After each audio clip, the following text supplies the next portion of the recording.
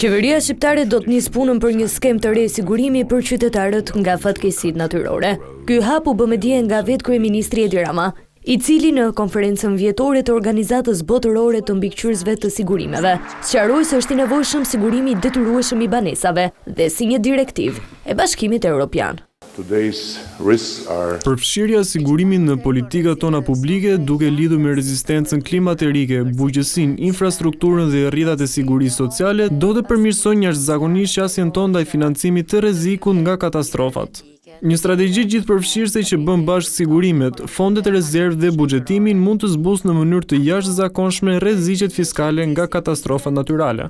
Mungesa e sigurisë në rast të fatkeqësie për Ramën dëmton qytetarët, por edhe bizneset e vogla.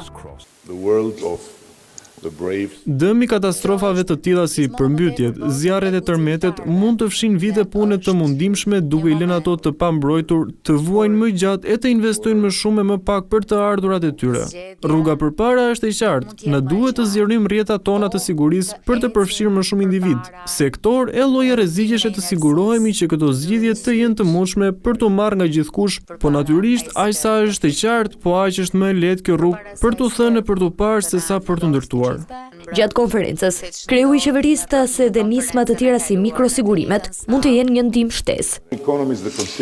Nisma si mikrosigurimet mund të ndihmojnë me zgjerimin e mbulimit për të përfshirë bizneset e vogla dhe individët me të ardhurat të ulta duke lidhur ngushtë sigurinë shoqërore me zgjidhje të orientuara nga tregu.